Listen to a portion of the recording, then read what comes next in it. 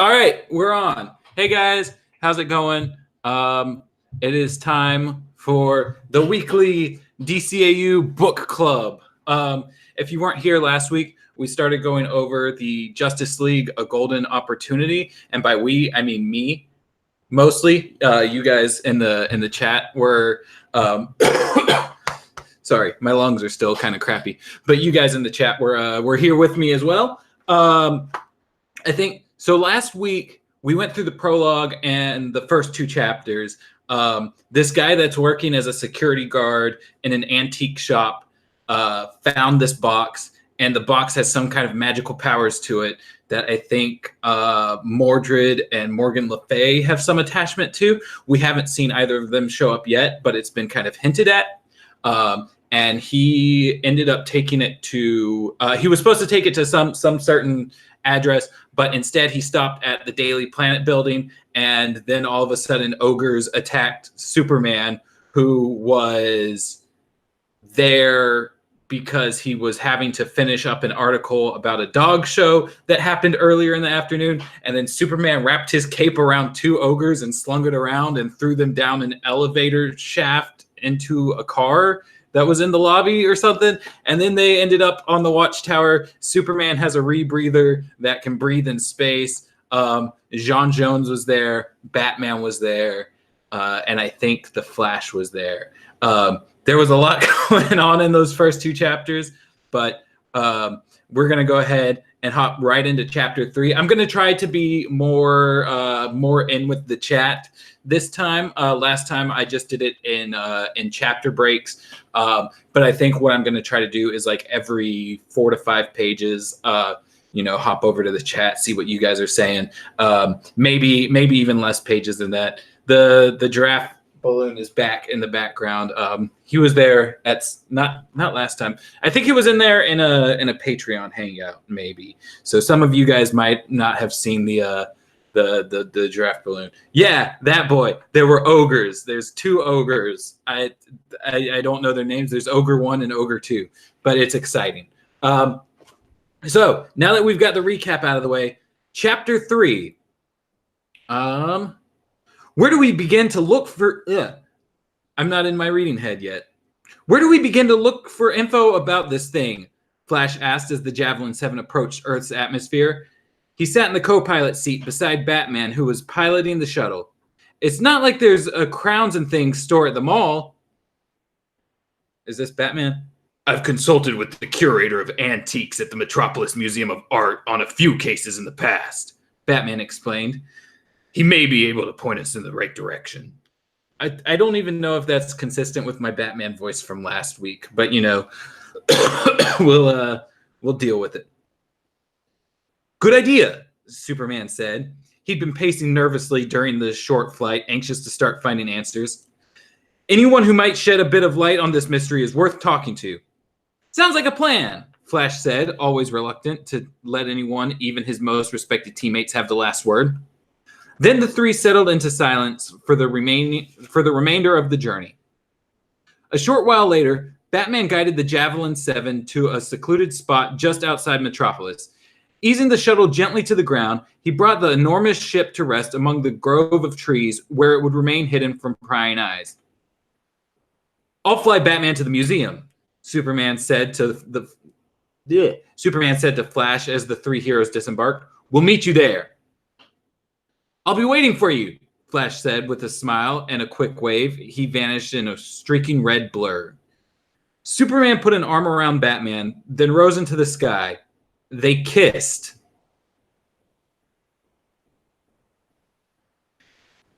Headed toward downtown Metropolis. The Flash is certainly sure of him. Oh, the Flash is certainly sure of himself, Batman pointed out as the skyline of the great city came into view beneath them. Almost cocky. He's young, Superman said. He'll learn. I don't remember ever being that young, Batman replied. I don't think you ever were, Bruce, Superman said, smiling sadly at his friend. Come to think of it, neither was I, he added softly.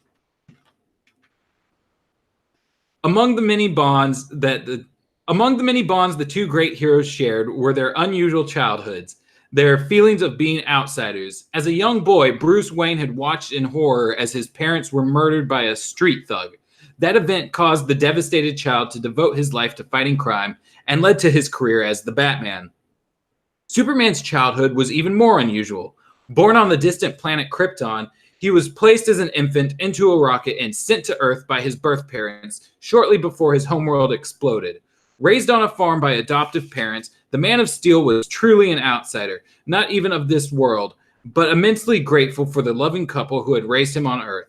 Still, he was always curious about his real parents and the world of Krypton. Neither hero had asked for the great responsibility that they had chosen to shoulder, but both had come to accept their roles as defenders of justice. It was this, more than anything else, that had enabled the two men to form their strong connection to each other. And then they kissed. Again. A few minutes later, the tall marble columns of the Metropolis Museum of Art came into view. The massive white building, home to some of the world's greatest treasures, sprawled at the edge of Centennial Park, the city's largest park. As Superman drifted to the ground, placing Batman down beside him, he spotted Flash standing at the museum's entrance. The speedster's arms were crossed over his chest, his foot tapping impatiently. "Nice of you to show up," Flash joked, glancing at his wrist, pretending to look at a watch that wasn't there. "You guys took so long, I think I became an antique myself."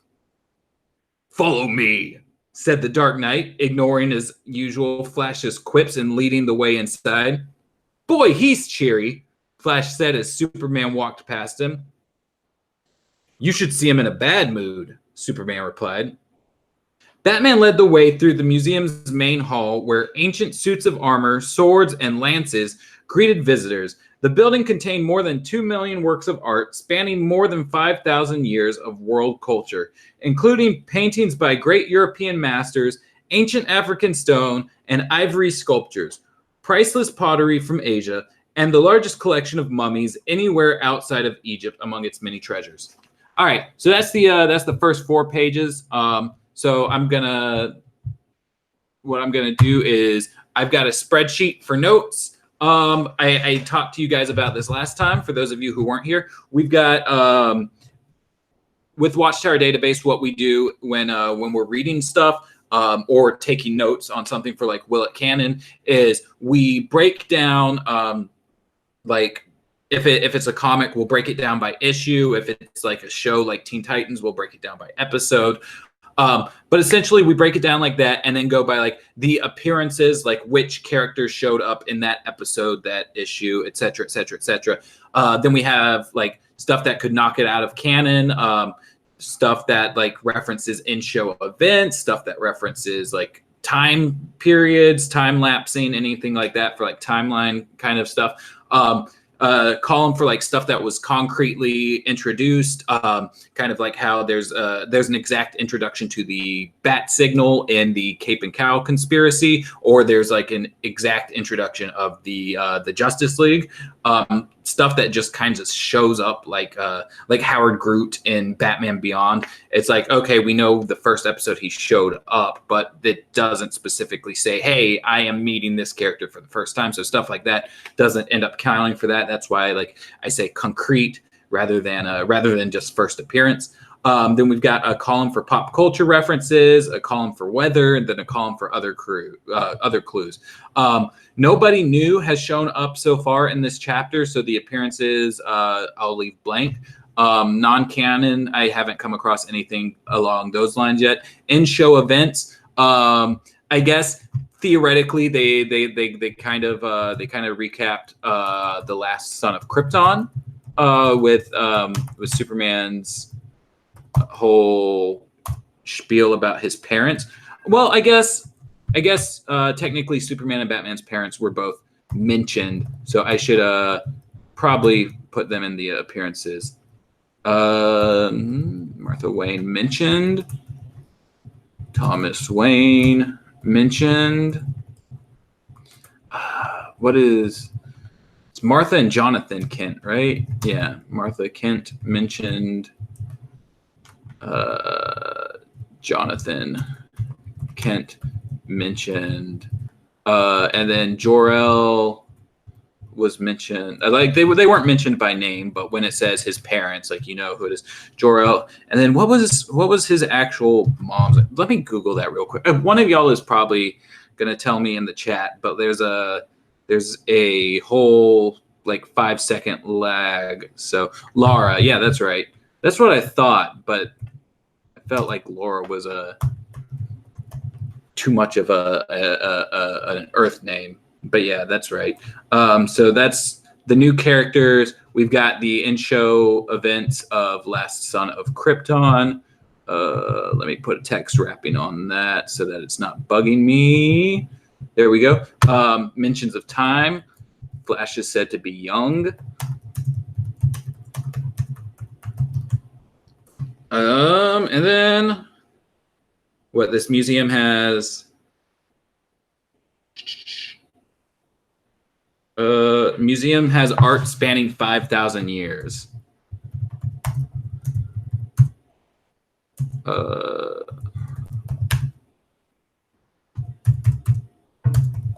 And then there's not really anything concrete, whether other clues, anything like that. What are y'all up to in the chat? Oh shoot, there's a lot of you guys going on right now. Giant ogres that can wrapped up together in Clark's cape. Yes, please. I assume the yes, please was it's either about the ogres or about Batman and Superman kissing. Either way, yes, please to both. It reminds me, I think Dave Rubin, this morning, retweeted a fake Nintendo of America account that posts Mario and Luigi kissing each other. And like it was like the tweet was talking about how like Nintendo has like people of all orientations and they support all that. And Dave Rubin thought it was a real account and got butthurt about it and was like, they're brothers, blah, blah, blah. Like, Dave, there's not even a check mark. Come on. Here come the fuzz. Wait, what? That's the origin story of Batman? Yeah, never would have guessed that was their origin. I wish we could see all the Easter eggs in the museum. Egg baby sound effects. Oh, God, that'd be too many. That is a nice giraffe balloon. New Watchtower Database mascot. His name is George. Groovy. Why did you say that name, Laura? Yeah, see, I told you guys. You guys would tell me what it is, and then there's a little bit of a lag. Okay, but I'm gonna go ahead and move to the next page. On the top floor, the group trekked past a series of flags of ancient civilizations hung from a row of flagpoles lining the wall. Nearby, a display filled with sculpted bronze demons and dragons made for an imposing sight. Nasty, Flash commented, looking back at the grotesque figures frozen forever in time. Batman turned down a narrow corridor, away from the display areas, to a suite of offices. Pausing before a wooden door labeled Antiques Curator, he knocked gently. A soft voice from inside instructed them to enter. Opening the heavy door, the trio strode into a small office crowded with artifacts. Its walls were lined with floor-to-ceiling bookshelves, overflowing with large leather-bound volumes. Stacks of papers and photographs covered every surface, and the room had the familiar musty smell of an old bookstore or someone's long-neglected attic. At the far end of the office, practically buried behind piles of books and papers, sat a small man with long gray hair and a full, unkempt white beard. His clothes looked as if they belonged among the antiques, and his wrinkled, delicate fingers grasped a magnifying glass, through which he peered at a small stone sculpture of a cat. Hello. Oh, hello. That's not Batman. Hello, Dr. Milton, Batman said. That's still not a good Batman. The man looked up from his work. Well, Batman, he said cheerily, placing the magnifying glass down on his desk before standing and extending his right hand. Always a pleasure to see you. He shook Batman's hand with surprising vigor for a man of his diminutive stature and fragile appearance. Doctor, we have a problem, Batman explained, stepping aside to reveal his companions to the doctor. Well, well, Dr. Milton said brightly, extending his hand again. Superman, this is quite an honor. A pleasure to meet you, sir, the man of steel said, taking the doctor's hand. Ahem. The Flash cleared his throat loudly. Does anyone have a cracker? because I feel like chopped liver right about now. Superman laughed. I'm sorry. Doctor, this is the Flash. Dr. Milton's completed the sentence. Central City's protector and the fastest man alive, right? Well, yeah, Flash replied, surprise unmistakable in his voice. Nice to meet you, Doc. I can see you're a man of taste. I must admit that I follow the exploits I must admit that I follow the exploits of the Justice League rather closely, Dr. Milton explained. A pleasant hobby and a welcome diversion from my explorations into the past. I never miss an article in The Planet about your work. But you didn't come here to listen to an old man ramble. Tell me, what can I do for you? Batman pulled out the photo of the Golden Crown and handed it to Dr. Milton. Can you tell us anything about this? The Dark Knight asked. The doctor studied the image carefully, scratching his thick beard and going over the photo with his magnifying glass. How did you come into possession of this item? Asked the doctor. Superman quickly recounted the events of the crown's delivery, carefully avoiding the details of his life as Clark Kent. It appears to be Welsh in origin, Dr. Milton began, but it's difficult to pinpoint the exact time period or the specific royal figure who might have worn it. Some of the gems on this crown are quite rare and valuable, and a few I can't even identify. Dr. Milton put down the photo and his magnifying glass. I feel like I should be giving Dr. Milton a bit more of an old man voice, but I don't know if I have an old man voice. I have a colleague who owns an No, I'm not going to do that. I have a colleague who owns an antique shop here in town called Ancient Treasures, he explained. He specializes in items from the British Isles. I could think of no one better qualified to help you track down the origin of this. Grrr. A guttural growl like that of a wild beast shattered the austere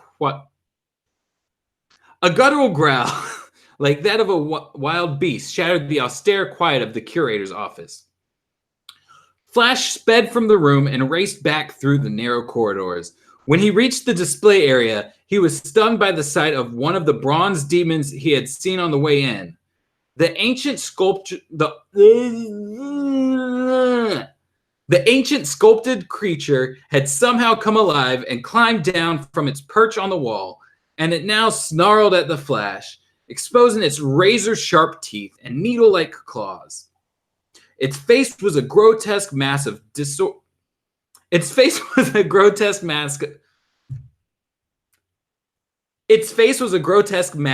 distorted features, its body lean and muscular. Houston, Flash said as Batman and Superman joined him. We've got a problem. Roar! More than one, Batman said. As a sculpted demon closed in on the three heroes, a bronze dragon swooped down from above, unleashing a stream of fire, scattering the heroes and scorching the marble floor. What is going on? Dr. Milton cried, catching up to the others. Get back, Dr. Milton, Superman shouted. I don't know how, but somehow these statues have come alive. The terrified curator raced back to his office, slamming and locking the door behind him. Cling, clank, cling, clank. What now? Flash asked, glancing toward the stairway leading up from the lower floors. As the metallic clanging grew louder, the hero saw an army composed of living mummies methodically making its way up the stairs toward them. Each mummy grasped an ancient weapon in one hand and a shield in the other. The approaching collection of bandaged, rotted corpses banged the two together as they marched. I know museums are supposed to bring the past alive, Flash said, but this is ridiculous! And that is the end of chapter 3. So let's see. That's not the right tab. Other characters that were brought in. We now have a Dr. Milton. And then we have a just demon, demon 1. Then we have a dragon. And then we have a horde of mummies. So those are our new characters. Was there any timeline, anything? Let's see. He was talking about Welsh stuff. But that was all that was. I think we got a for the pop culture, we got a Houston, we have a problem from Flash. So that's whoa.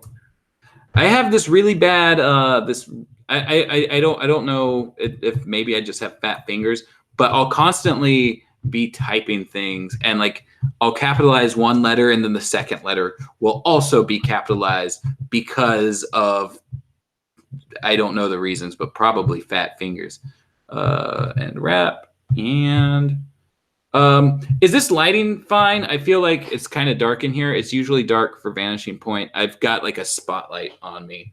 But you know, I don't know what's going on. Oh, hey there. Why did you say that name? Laura. I guess Laura L is an alternate future of Superman. Just Googled it. Dang, he missed George's context. What is George's context? What is George's context? Was there something going on in the I don't know what George's context is. Yo, I'm playing Arkham Origins right now, and holy hell, I don't remember all these frame drops and lag. I really wanted to. I want to replay Arkham Origins again really soon. I'm almost done with Lego Batman 3. I finished the game, but I like to 100% stuff before moving on to the next thing. So I'm at 97% right now. But then again, I still want to get the DLC on that too. I'm kind of broke though. I tried to monetize the channel, and come to find out, you need 1,000 subscribers and 4,000 hours of watch time before you can even do that. So you know, if you guys aren't subscribed, subscribe. If you guys are here watching, I think that helps the watch time hours. So that's good. It's a good thing that I've started doing these. Sounds familiar. Don't forget locations, vehicles, and gadgets. Metropolis, Krypton, the museum, Javelin 7, Watchtower. James, I don't think I ever really paid much attention to the locations. I think that was more your thing. But I will, I'll do you a favor. When I go back through the audio, I'll type out locations. Concrete is a big category. Tell me about it. Concrete and concrete accessories. Have you read Deceased? I have not. Ted has been reading Deceased, but I am still a broke boy. I just got my paycheck, and after paying the bills with it, I can't cash it until Saturday. But after taking care of what bills I need to take care of, I'm going to have $10 left in this paycheck. And I've already contacted my old night job to be like, hey, can I at least come back for the summer? And they said, yeah, let me talk to the boss and I'll follow up with you on that. So hopefully I hear back from them soon, because I'm ready to start as soon as next week. Daily Plant. The Welsh, I should have known. Gruntilda, is that you?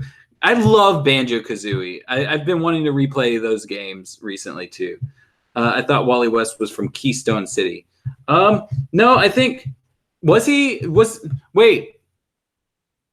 from Keystone City in Superman the Animated Series? That's interesting. I'm looking that up right now because that does sound familiar. So DCAU Wiki, who I'm feuding with right now, not anything seriously, but you know, let's see, what does it say? In the comic, Central City has various blah blah blah. Has been located in Ohio, approximately where the real world Athens, Ohio lies, and in Missouri across the latter is the currently accepted official location. Okay, so it's across from Keystone City, so it's close. The giraffe balloon behind me. Oh, okay, that's George. Gotcha. Shit, I still have to 100% Lego Batman 3. I've done all the other ones besides that. Correct, you don't. James, I'm a big boy. No, that's Jake Eric. He's from Keystone in the comics. It's always been Central City or the Central Keystone area in DCAU. Actually, Blue Valley in the comics, I think. Blue Valley is the isn't Blue Valley like an ice cream? Oh, I want some ice cream. So ever since that whole milkshaking thing has happened, where they've started throwing milkshakes at far right politicians, it's really got me in the mood for milkshakes lately. I've had like 3, I think, since that started, and that was less than a month ago. Usually my milkshake consumption is like 1 every 3 months. I feel like it's counterintuitive because I stopped drinking soda for my New Year's resolution. And now here I am drinking 3 milkshakes a month as if that's healthy.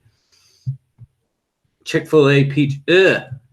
Get that Chick-fil-A nonsense out of the chat. Bump that. When I wasn't a vegetarian, Chick-fil-A was delicious. I became a vegetarian, and then the whole come to find out Chick-fil-A is anti-gay thing happened, and I was like, well, this is going to be easy to give up now. I've been to Chick-fil-A once since becoming a vegetarian, like, 6-7 years ago, and all I got was what was it, just a fruit bowl? Like, Chick-fil-A doesn't have vegetarian options, really. That being said, we're going to hop into Chapter 4. The marching mummies advance slowly but steadily, brandishing their weapons. We've got to neutralize... Oh, that's Batman. We've got to neutralize those 2, Batman said, pointing at the living statues, so we can deal with that army. I'll distract the dragon, Flash volunteered, dashing right at the bronze beast. After that very short amount of words, they put a page break. I don't understand why they didn't just put that at the end of chapter 3. The demon leapt onto Superman, its needle-shaped claws digging into his chest. The Man of Steel cried out in pain, stumbling backward, grabbing the demon by its arms. He struggled with all his super strength to pry it loose, but found he couldn't budge the snarling beast. And then they kissed.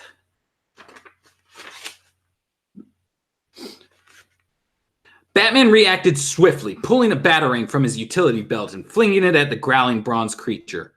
Thwack!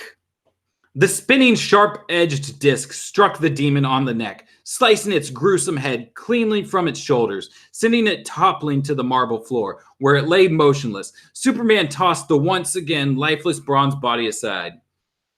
You okay? Batman asked. This Batman voice does stuff to me, man. I'm not meant to talk that deep. I don't know why I had my water all the way behind the computer. It's out of frame right here, so I'm keeping it next to me now.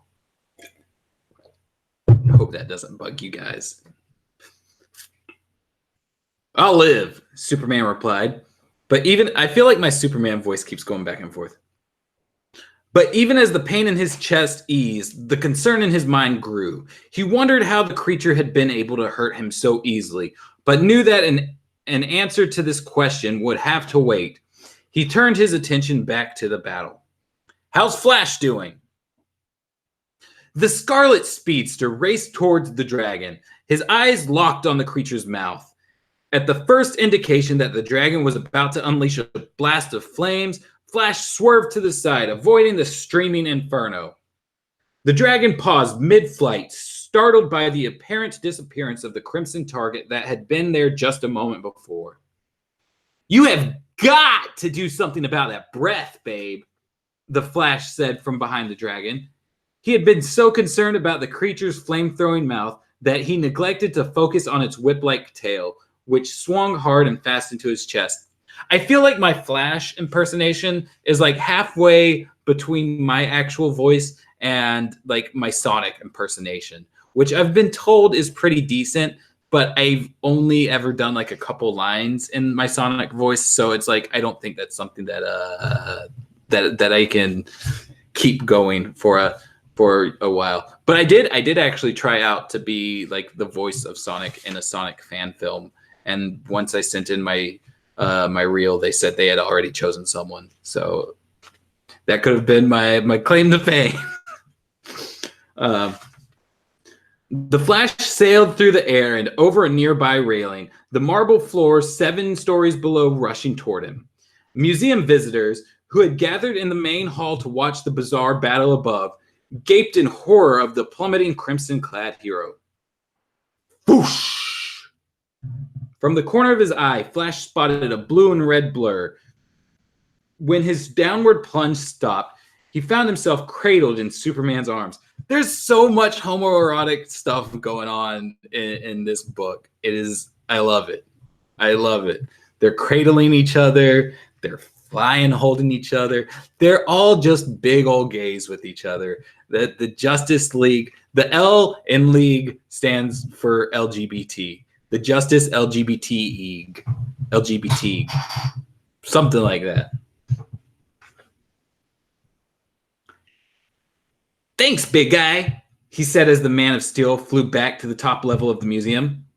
Note to self, the back end of a dragon can be just as dangerous as the front. I feel like I'm slipping more towards the Sonic side of this impersonation. By the time they landed, the army of living mummies had almost reached Batman. The Dark Knight tossed a batarang at the flying dragon, but the breath melted it in midair with a stream of its fire breath. It next unleashed another flaming blast right at Batman, who dove and tumbled out of the way. Spotting a long, sharp lance in the hands of an approaching mummy, Flash had a brainstorm. Wait till you see me coming back, he said to Superman, then distract the dragon. Speeding toward the oncoming army, Flash snatched a lance from a soldier in the front line of marchers. I'll just borrow this for a sec. If you don't mind, he said, or even if you do. When Superman spotted the Flash racing back toward the dragon, he fired a blast of heat vision at the beast, which struck it in the throat. Annoyed but unharmed, the dragon turned his attention toward the Man of Steel, unleashing a stream of fire. Superman leapt away at the last second, and the flames shot spectacularly over the railing, above the heads of the crowds watching below. Running at blinding speed, the Flash speared the dragons from behind, driving the lance deep into its bronze body. With a final pained roar, the creature dropped to the floor, writhing in agony, then fell motionless, which is when the army attacked. The undead soldiers swung their ancient blades at Batman, who ducked to avoid one swipe, then jumped up onto one of the flagpoles protruding from the wall to escape another. Superman joined the fray, pounding 2 soldiers at a time with punishing blows, clearing the front line of advancing combatants. So that's the first 4 pages of that chapter. What you guys got going on? See, there's the Chick-fil-A. Damn, I want a strawberry milkshake right now. Bro, okay. So where I've been going to Burger King for milkshakes, and they've got the Oreo milkshake, and you can get it with chocolate, and that is so good. Your body recognizes what it's missing. No soda equals crave milkshakes. Yeah, no. Honestly, like just stopping sugar in general has been very difficult. I like when I decided to stop drinking, I got very heavily into eating a lot of candy to kind of make up for the sugar intake there. And then as I stopped doing the candy as much, and then I stopped, doing the soda, my body like definitely was like not okay with me for a while. And like I've tried to get to a place where I'm kind of balancing it a little bit better. Like I'll drink sweet tea. Like I said, I've got the milkshakes, but like it's not to the amount where like I was beforehand. Like my girlfriend and I were for a little while I still had the second job and had a lot of money. We were going to the dispensary all the time. and just getting a lot of pot, and then buying a lot of junk food instead of buying actual groceries, and a lot of sugar intake. And as I quit the second job, and there wasn't as much money for that, my body has been still trying to readjust. And so like right now, my main sugar intake is sweet tea, and sometimes like my coffee. I'm trying to like cut back on the coffee though, because like I've never been a huge coffee person, but I started drinking coffee every morning for like a month or so, and I was like, I don't need to be doing this to myself. I'm the type of person that like I can be alert without the caffeine, but once you put the caffeine in me, like it, if I have one like drink, I can be up off the walls. But once it starts being a daily occurrence, it's more like you need the caffeine to get going rather than like being able to kind of do it on your own. Caffeine is essentially a drug, and the body will adjust itself for that, and put you through caffeine withdrawals. And I started noticing that in myself, and I was like, I don't want to deal with that, because I've been there a time or two before, and it's not something I am about. Let's see. Superman is the first to go down. This could be season 1. I think that it's I think that it's a little bit later. It said in last like chapter 2, I think it said that Superman and Batman have been working together for years. So it seems to, like, with the way that the timeline works, I think most of season 1 is, or it said many years is the thing. So it makes me think like 3 years instead of a few years, which would be like 2 years. So I think it's more into season 2, but like if there's anything that suggests it's closer to season 1, then it can easily be like, well, it doesn't say specifically how many years.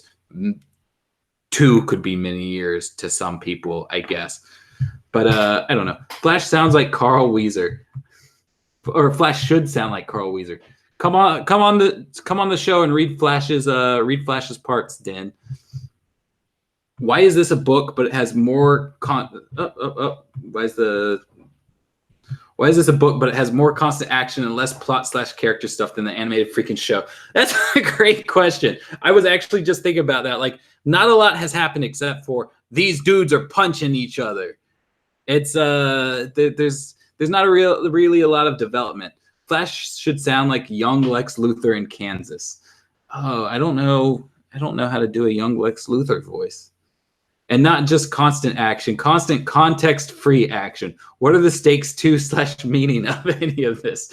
That's a great question. I don't feel super attached to anything that's been going on. They're just punching bad guys. I guess I mean it's for young readers, and young readers don't like I said on Discord, it's like a 9-chapter book plus an epilogue and a prologue. So it's not like there's a lot going on. Oh, what is that?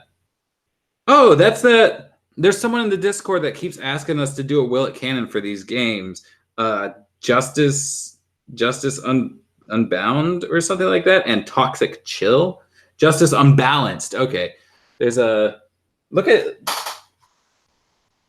the. I don't know if you can see it on the screen, but like the pictures they're using are so pixely, it's wild. Let's see. Pens or wood? I don't know what that question means, so I don't know how to answer it. For me, I love Steak and Shake's milkshake. Steak and Shake is pretty good. Quick question. Who wrote this story, and how would you judge the quality of the action? Asking because I want to get an idea if how I should handle my fights in my Teen Titans fic. So it was written by Michael Teitelbaum. I don't know off the top of my head anything else that he's written before. I feel like as far as the action goes, it could be decent for like in a script for like direction or something like that. But I don't feel like it works very well as a book. I feel as though, like I definitely, as I've been reading, I was like, this feels kind of fanficky, you know, like I feel like Legacies of the DCAU is a little bit better than this. Oh, this guy, that's interesting. If this is the same Michael Teitelbaum, he wrote stuff such as The Fear of Population Decline, Political demography, demographic engineering, the British fertility decline, the global, what is this? The global spread of fertility decline, population fear, and uncertainty. There's no way this is the same guy. It has the Marvel Encyclopedia on it. Wait, hold on. There's another Michael Teitelbaum. Okay, this looks a little bit more right. Wrote a Golden Book of the Little Mermaid. Wrote Sonic the Hedgehog, Fortress of Fear. Wrote a Sleeping Beauty adaptation. Wrote The Earth Kingdom for wrote a couple Avatar books. Wrote a book for Tonka Trucks. Interesting. Yeah, this is the right Michael Teitelbaum. Looks like he also wrote a Martin Luther King Jr. Book and a Jackie Robinson book. Ooh, he wrote something for Donkey Kong Country. This is the ADHD happening. Let's see. Hey, Mr. Zero Zot.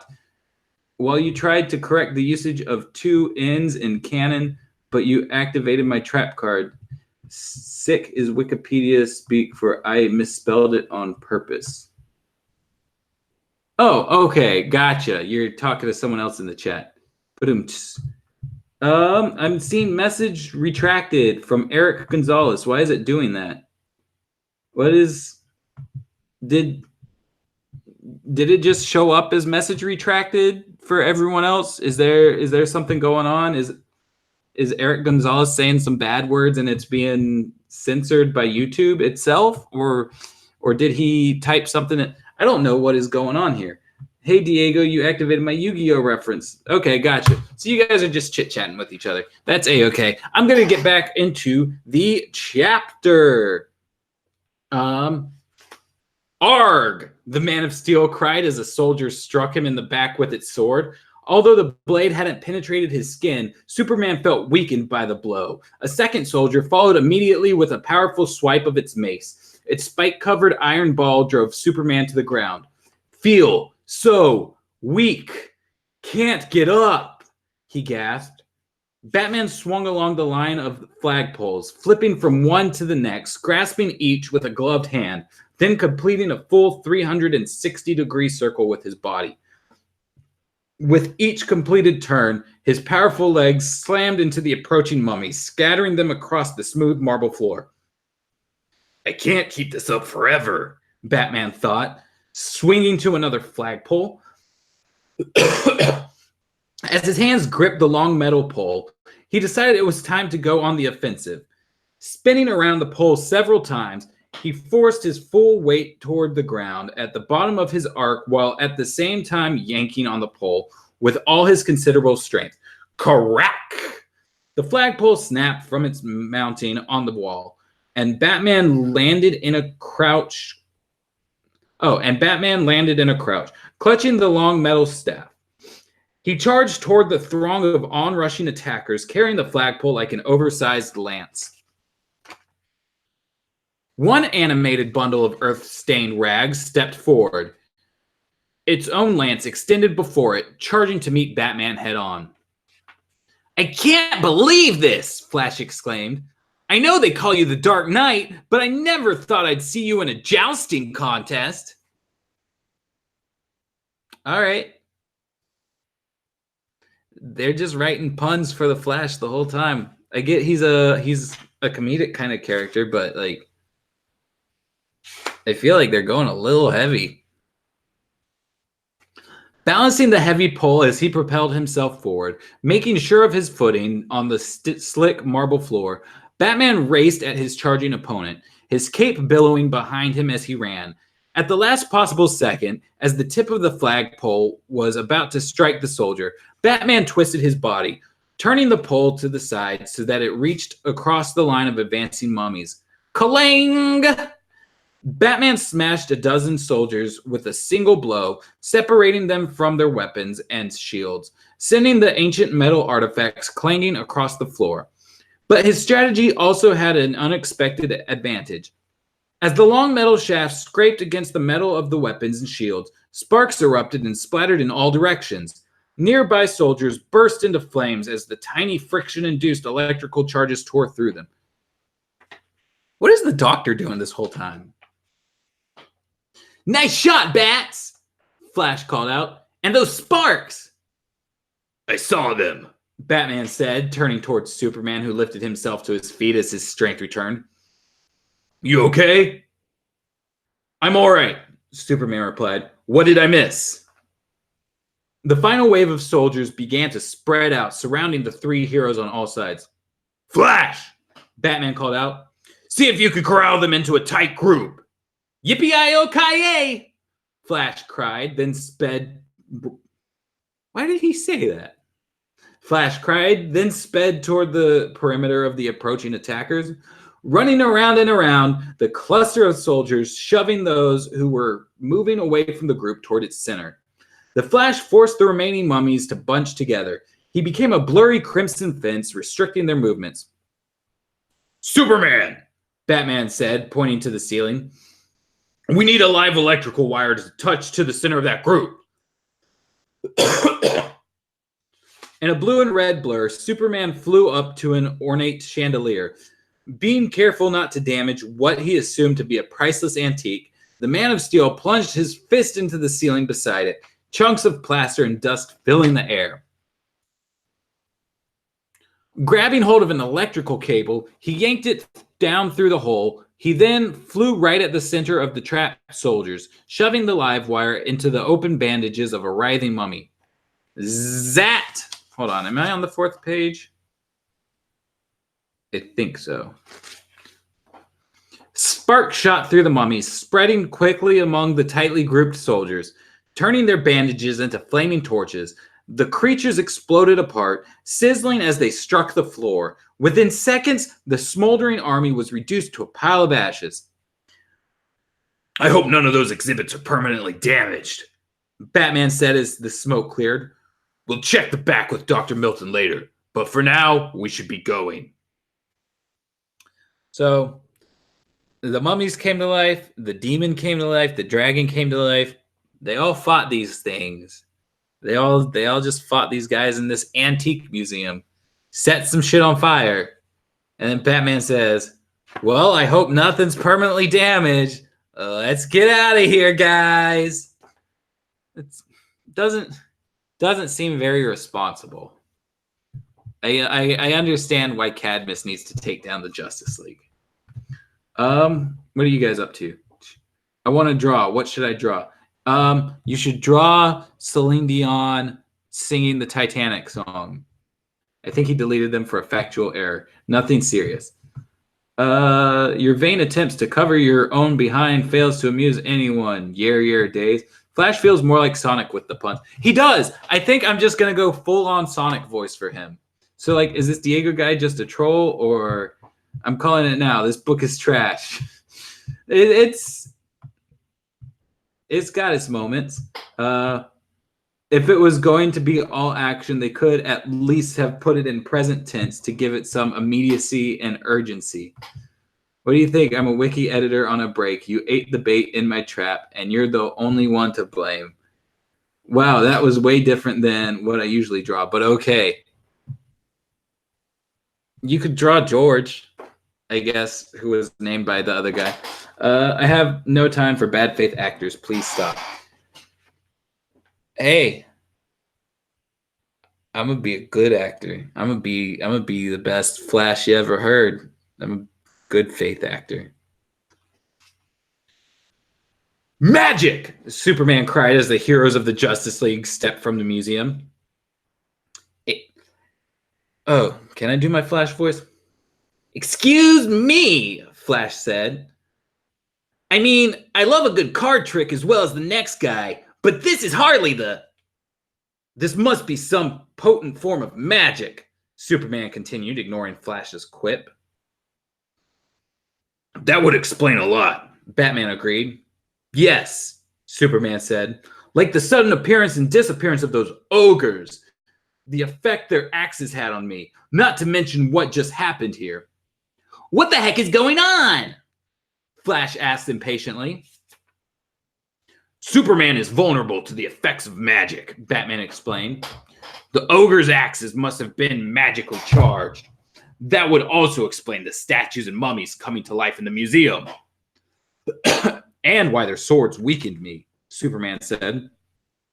It also explains why my heat vision didn't seem to harm that dragon. And it might also explain why those guys suddenly decided to take a stroll in Centennial Park, Flash exclaimed, pointing to a thick grove of trees. From among the trees, 3 large stone gargoyles who had leapt from a nearby building charged at Superman, Batman, and the Flash. The grotesque creatures of living rock carried long stone swords, which glowed eerily. Panic swept quickly through the park as those enjoying the beautiful day fled in terror at the sight of hideous sword-wielding beasts tramping through the lush landscape. A bicyclist slammed on her brakes and skidded to the ground. 2 inline skaters, both of whom had turned their heads to look at the gargoyles, crashed into each other, their protective helmets clacking. What are those things? An astonished jogger asked his running partner, swerving out of the way of the massive creatures. I don't know, his partner replied, but I'm sure they're not allowed on the jogging path. Swinging their glowing swords and stomping across the park, the gargoyles sliced through the trees and park benches in their way. Roar! I love all the what is it, onomatopoeias that they're putting in here. All the words that are just sounds. It's interesting. Finding himself face to face with the statue of a long forgotten mayor of Metropolis, one gargoyle roared in anger, then sliced the frock-coated sculpture in half at the waist. That's when the gargoyles spotted the 3 heroes who braced for an attack. Separate! Batman said, let's try to split them up. Oh, that was a bad Batman voice. That was awful. Superman took to the air, flying at one gargoyle's midsection. Steady, he said to himself. Why is that in quotations instead of italicized? Got to avoid that sword. Spotting Superman's approach, the gargoyle raised his weapon. When the Man of Steel was within reach, the creature swung his sword at the streaking blue and red target before him. But at the last second, Superman veered sharply downward, flying mere inches above the ground. He grabbed the gargoyle's stony ankles and increased his speed. Startled, the enraged beast growled in frustration as he swiped his blade downward, aiming for Superman's arm, but unable to reach any part of his attacker's body. The creature howled with fury. Thwap! Superman rammed the gargoyle into the thick base of an ancient oak tree, separating him from his weapon and rendering the beast unconscious. Meanwhile, Flash sped around and around another gargoyle, slowing down long enough to create a tempting target, then increasing his speed at the beast, then increasing his speed as the beast repeatedly swung his weapon, hitting nothing. You call that a swing? Flash said, unable to resist taunting his enormous opponent, confident that he could easily outrun any attack. I swung better than that when I played Little League. The third gargoyle rushed at Batman. Timing his jump perfectly, the Dark Knight leapt out of the way of the creature's flailing sword, then somersaulted over his head, spun around, and locked his elbow around the beast's neck, holding on tightly as the enraged creature tried to toss him off. Batman maintained his grip like a rodeo cowboy on a bucking bronco. While the gargoyle was busy trying to shake Batman off his back, the Flash sped up to it and grabbed the sword from his hands. Yo, Soups! The Scarlet Speedster called out. He's all yours! With the dangerous weapon now out of the gargoyle's grip, Superman flew with his arms extended and fists clenched before him like an arrow into the beast's bulky midsection with a crushing blow. Timing his move perfectly, Batman fired a grappling batarang, which caught the branch of a nearby tree. The Dark Knight released his grip on the gargoyle's neck and swung clear as the Man of Steel struck with devastating impact. Still holding the glowing sword, the Flash sped back to the gargoyle he had been taunting. "Come on, Rock Boy!" the Flash shouted as he charged toward the third and final creature. "Just you and me, a little one-on-one." The creature raised his sword and swung just as the Flash lifted the heavy weapon he was holding. Zap! Plow! The two weapons met, stone striking stones, sending flashing red energy beams spreading in all directions. When the brilliant light faded, the gargoyles were gone, vanishing as quickly as they had appeared. Superman lay sprawled on the grass. Batman raced to his friend's side just as the Man of Steel began to stir. I'm all right, Superman said as he climbed to his feet. The impact of the two swords must have caused the release of magical energy, he said. Even as he spoke, he felt his strength slowly return. This is all tied This is all tied up with that crown, Batman said as activity in the park returned to normal. Let's see if we can find some answers with Dr. Milton's friends at that antique shop, Superman said. So that's the end of chapter 5. Let me go ahead and plop some notes into my doc. I don't think there was a lot that happened in this chapter. Oh, wait, did I accidentally... Wait, no, that was the ending of chapter 4. Okay, I got myself confused there for a second. So yeah, that was the ending of chapter 4. We've got like 3 gargoyles that are new to the scene. There was mention of Superman is weak to magic. I don't remember if that was ever shown on the show. So I'm just gonna put that in other clues. But there wasn't really anything else in that chapter. It was all just oh no, wait, there were the 2 joggers.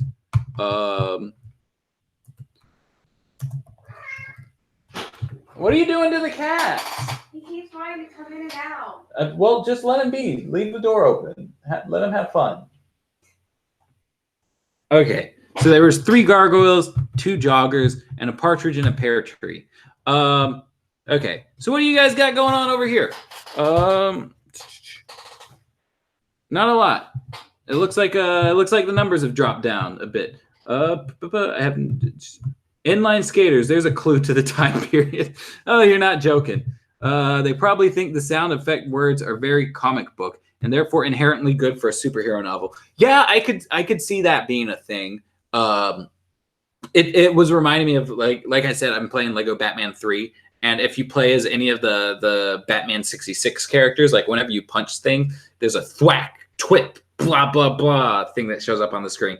It's really annoying, honestly. I hope man number 4 comes back in the story. I miss him.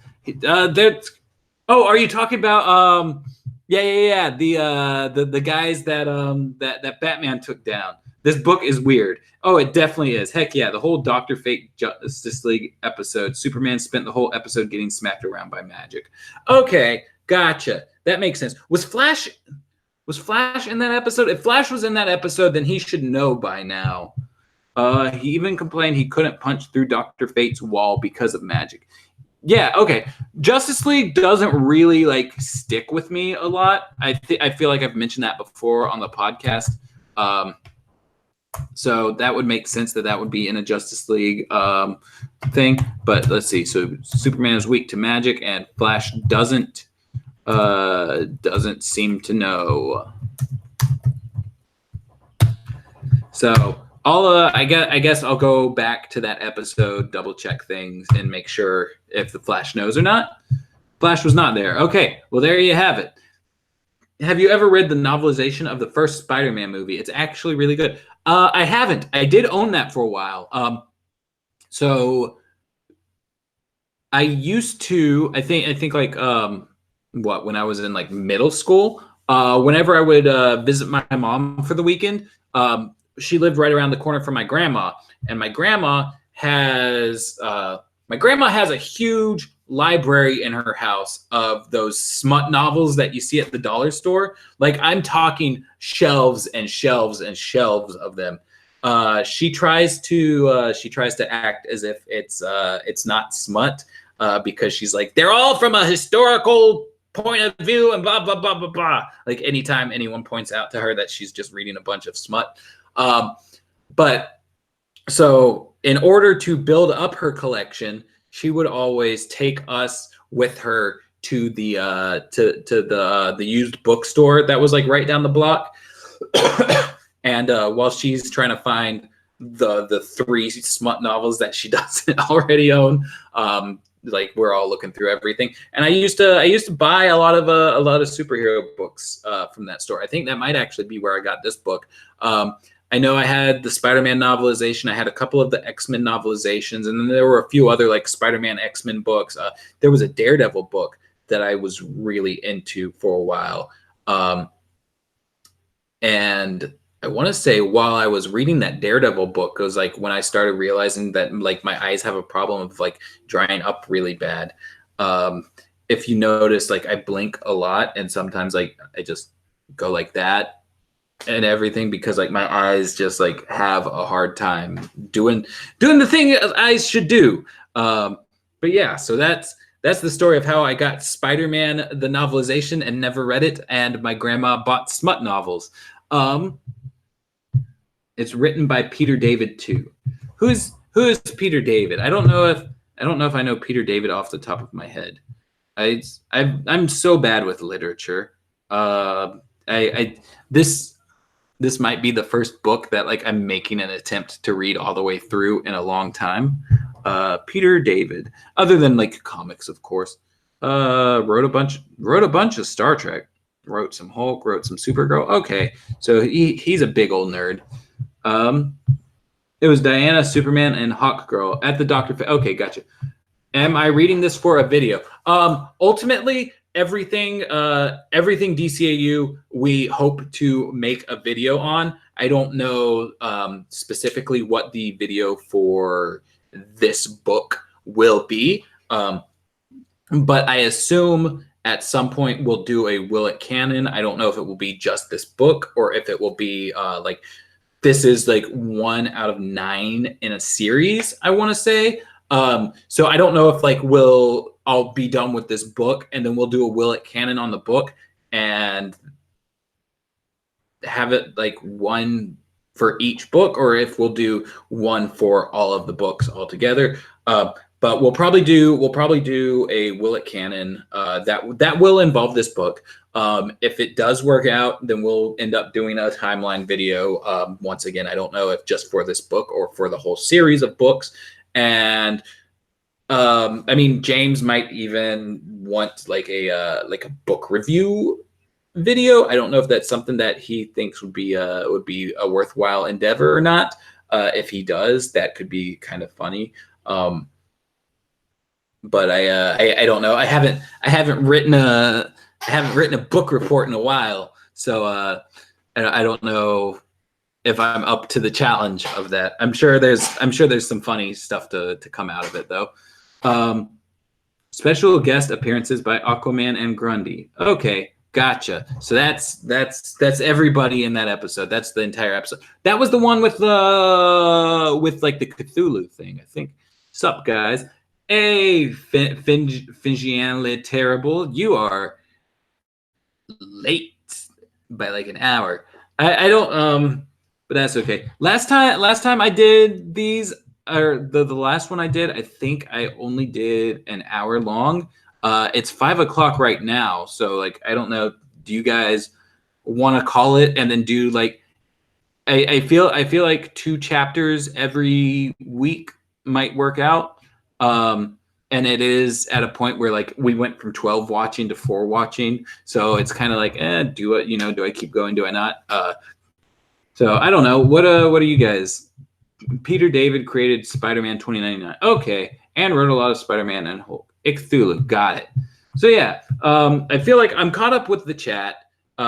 We dropped from 12 watching to 5 watching, so I don't know if it's worthwhile to read another chapter right now and keep going. What do any of you guys have any opinions? Should I save it for next week? Please don't stop. It's awesome. There's one vote. There's 1 out of 4 votes. That's a 25% approval rating. That's better than some people. It's up to you, man. I'll stay if you keep going. I think I might call it. There's 9 chapters and then a prologue. So if I do 2 chapters every week, that leaves me with chapter 9 and the prologue on the last week. On the book, no opinions, but I love the opportunity to pick your brain. Well, I mean, if you guys are wanting to ask questions or something, that's cool too. Read more, please. Let me. Okay, so I'll look and see how long the next chapter is, and if it's gonna be like more than 4 or 5 pages, then I'm probably just gonna call it 1, 2, 3, 4, 5, 6, 7, 8, 9, 10. That's good. Yeah, that's gonna be 10 pages. That's like another 30 minutes or so. I think I'm gonna save the chapter for the next go around. But if you guys have anything else that you want to pick my brain about, I'm right here for the next couple minutes. So feel free to drop questions. But if no questions show up in the next couple seconds, then I'm gonna call it, because I can't have a one-sided conversation. I can't be the only one talking and then you guys be not talking, because then I'll run out of things to talk about, and then you'll get this, which is basically me just kind of repeating myself. What's the next VP about? Good question. Next Vanishing Point comes out tomorrow morning, and it is about all of the it's about all of the retcons that went into Return of the Joker. I figured it would be fun to do something that can have a really clickbaity title. So like we're calling it like what really happened when the Joker died. So that'll be a lot of fun. Work is all right. Although it's kind of a bummer. Like working on a food truck, I don't work 5 days a week. I worked Monday and Tuesday, and then I'm off the rest of the week, which is fine. I need the time to like study for my physics class, because my final exam is on Saturday, but it's I need the money, that's why, like I said earlier, I contacted my my night job again to try to kind of get things rolling to get me back in over there, because like I said earlier, I've only got $10 left in my paycheck after paying bills. And this is the paycheck right before flying down to Georgia. So fuck if I know how all that's going to work. It's going to be a wild time. How long does it take on average for you guys to come up with timeline videos? I don't know. It really, I guess it kind of just depends on what specifically we're looking at. Because I mean, there's a lot of stuff that like I've had notes for forever.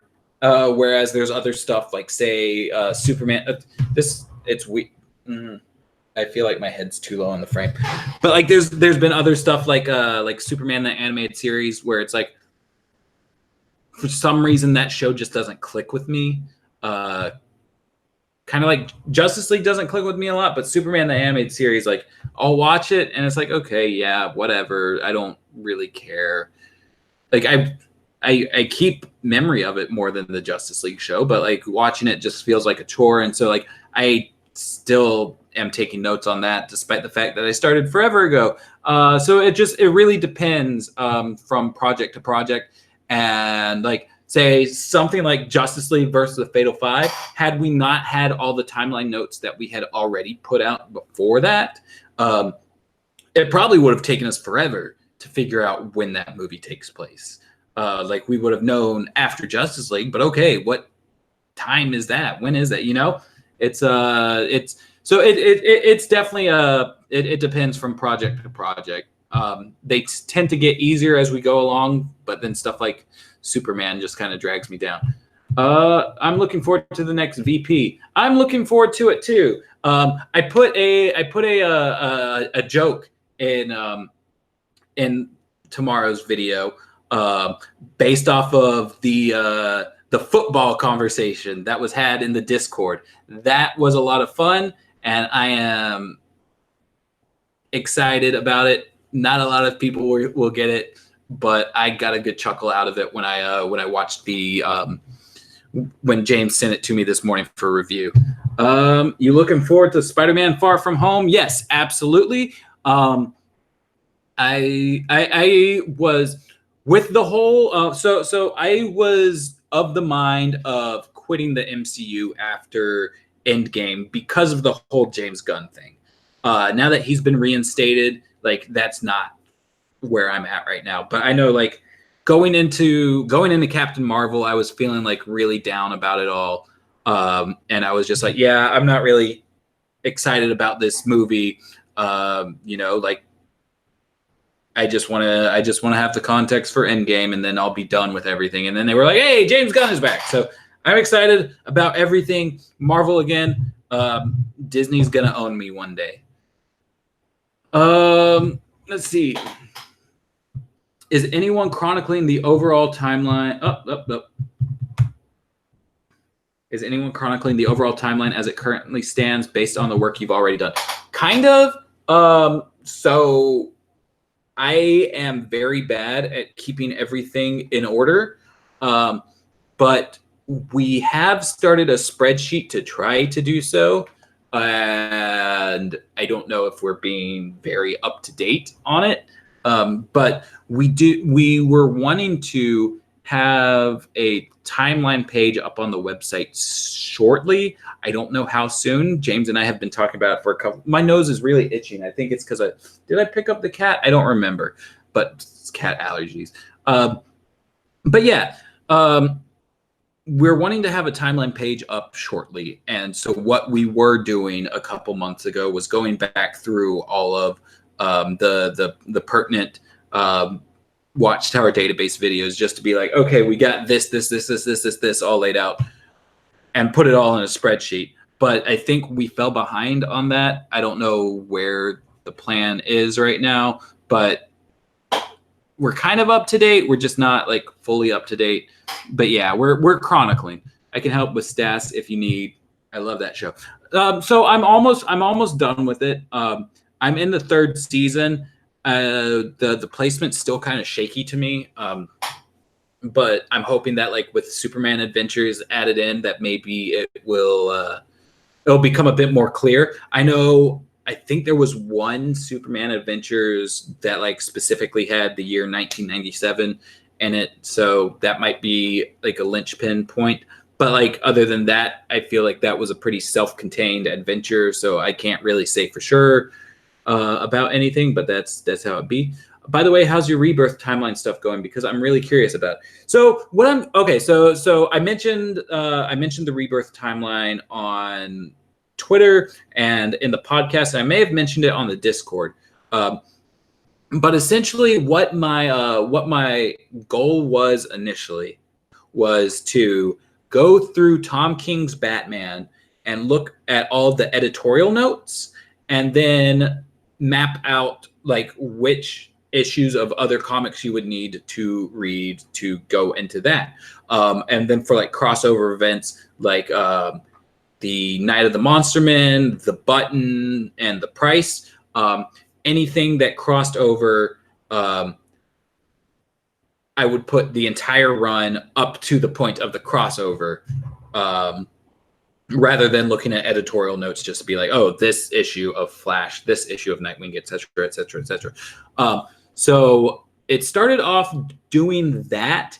And then from like the other books that I added, I would add on from the editorial notes and those, and it's getting real wild. There's a lot going on. And I'm trying to get it all pretty much up to date before I start reading Year of the Villain, because holy shit, there are like 20 books in that crossover. So there's going to be a lot to add on. Right now, though, I'm just going off of editorial notes. It's not, I wouldn't say it's a timeline per se, because like I'm not reading everything to be like, okay, this amount of months passed through here, yada yada yada. I'm just like flipping through books really quick to just be like, editorial note, no, editorial note, yep, there's one, okay, and moving on to the next. But like having it all mapped out in a little chart.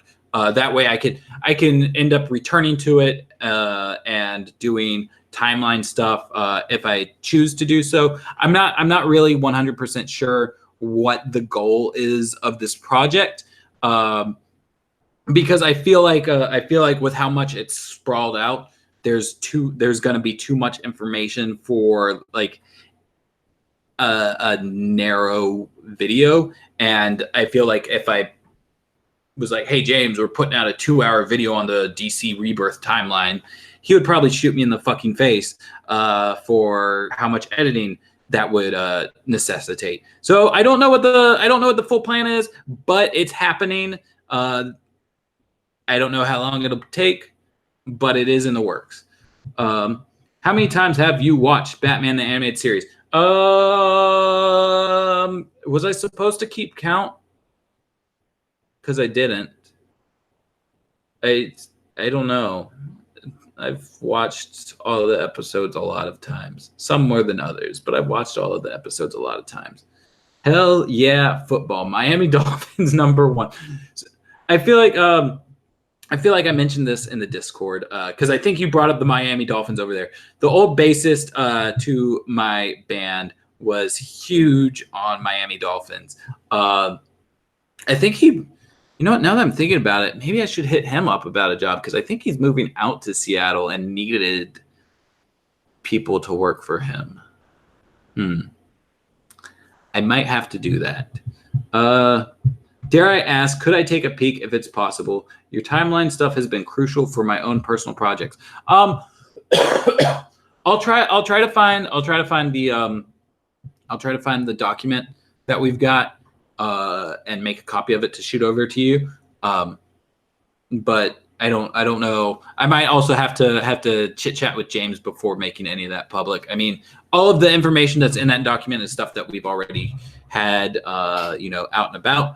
But I don't know if he wants the compiled version shared with anyone yet. I got a TP, I guess that's a trade paperback of Superman Adventures. If I find anything, I'll hit you boys up. I think I've gotten through like the first 30 or 40 issues of Superman Adventures. I don't remember. It's been so long since I've actually like sat down with those notes.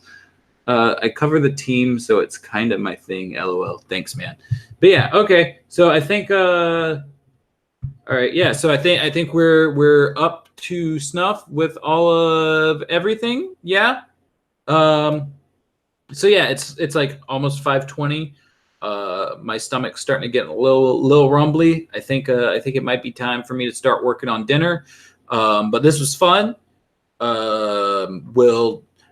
Okay, so I'm not sure. I'm not sure what my schedule's going to be next week. Like I said, I've been talking to my my night job from before about coming back to work. We haven't set up a schedule or anything yet, so I don't know if I'll be working Wednesday night or not. If I am, I will put out an announcement on Twitter or in the Discord, and then we'll go from there as far as scheduling goes. But if I'm not, then we can expect another Wednesday, 4 p.m. Pacific Standard Time. Don't you think WB should make a Dark Knight's Metal movie? I actually haven't read Dark Knight's Metal yet. James and Ted both read that before I started buying comics religiously. And I think their reviews of it on the podcast kind of was what got me to be like, okay, well, then I'll hop in at No Justice and, at the wedding. And then all of a sudden it was like, oh my God, everything's happening at once. I need to read all of these books. So if they want to make a Dark Knight Metal movie, I'm all for it, but I don't know the story that well. Man, I want pizza. Pizza sounds so good. The only metal thing I've read is Sideways. I don't even know what that is off the top of my head. Yeesh. But yeah, okay. So like I said, right now we're gonna shoot for next Wednesday, 4 p.m. Pacific Standard Time. Why are you pushing politics on James, you nerd? Let that man be. Okay, so James does agree with me politically. Like I think 90% of the time, maybe more so. But we play it. That specific line was playing off as a joke. Like he obviously didn't need to put that line into the last video if he didn't want to. But I think he thought it was funny to do so. So he did. There's no actual animosity between the two of us as far as political points go.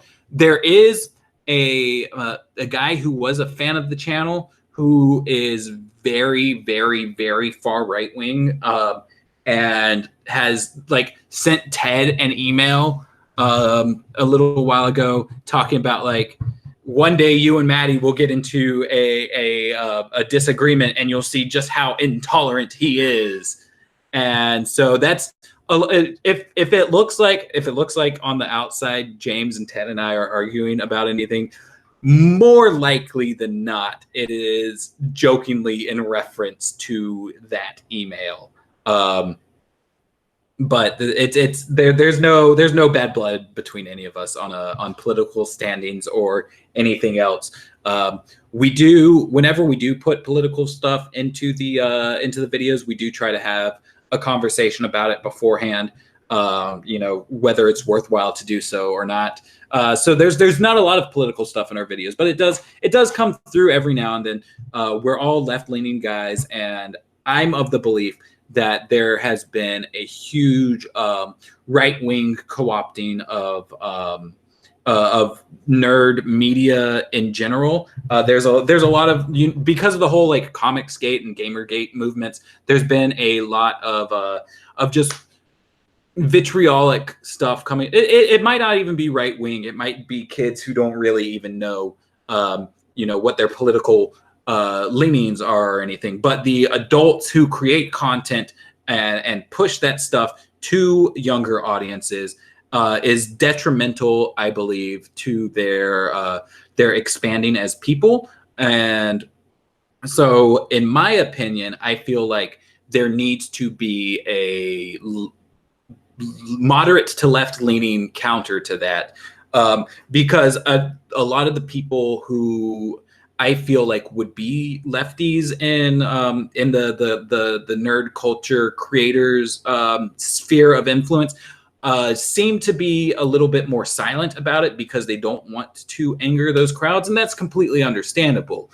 But I feel like it's my duty with people who are still trying to figure out their standing in the world and everything like that. Like I know a lot of our viewers are younger. I feel like it's good to kind of give them influence from another side that they might not be seeing as much of, if that makes sense.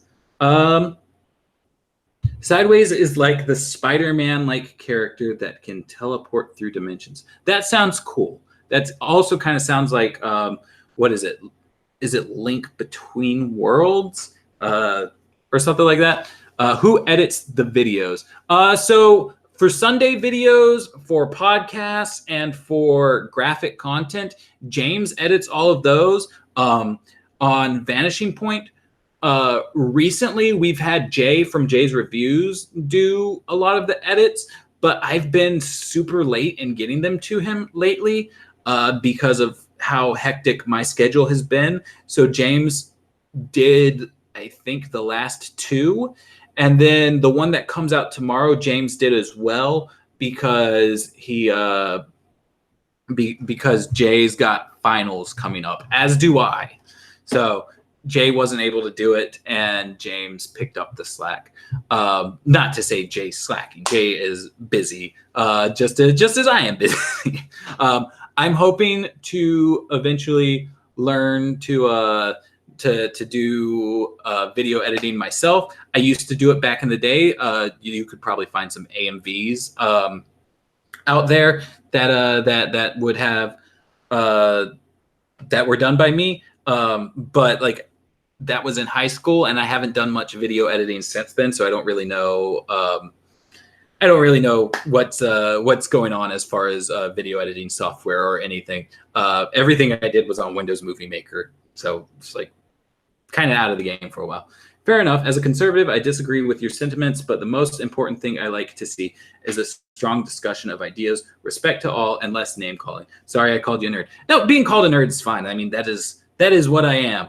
I'm open to discussion on things.